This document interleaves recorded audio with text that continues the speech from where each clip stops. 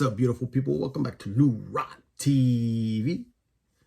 And today I had to come home from work because Bob is sick.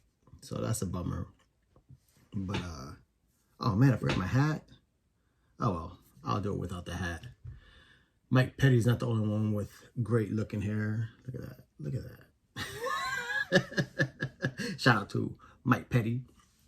But I figured while Bob is chillaxing, I think she's taking a nap right now, I do a quick little VR for my homeboy Eddie, Cardboard Chaos, TTMer extraordinaire, Seattle sports fan lover.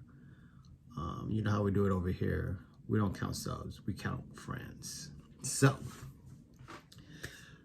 he wants us to do a VR talking about an athlete that has overcome extraordinary odds, hardships.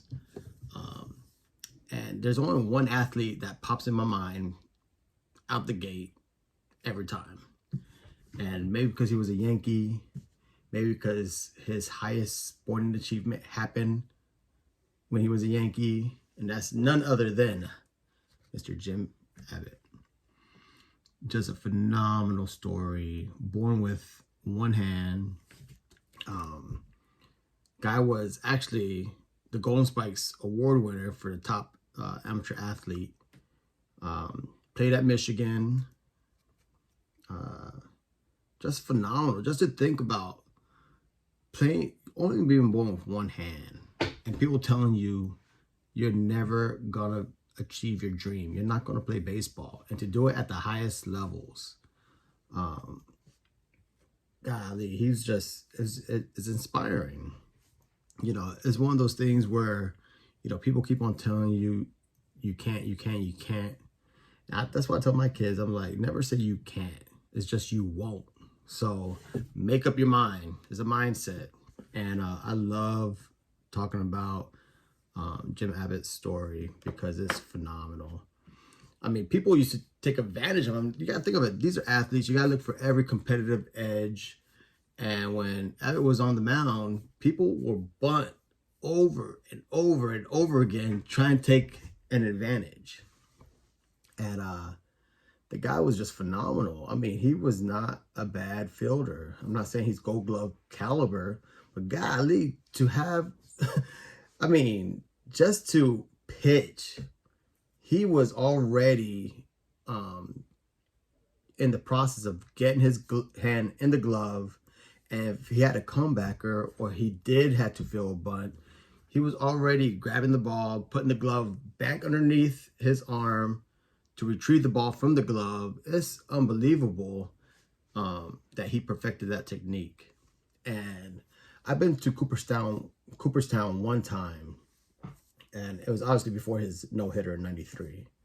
But I will hope, unless Jim is keeping it for himself, which I have no problem with. But if the Hall of Fame doesn't have his glove for that '93 no-hitter against the Indians, it's a travesty. Because how do you tell the story of baseball? I mean, that's why, I mean, the history of baseball is just like no other. I love this game. I love the history of it.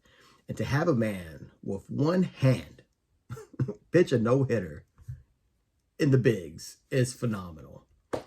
So, Eddie, I hope you enjoyed my short VR.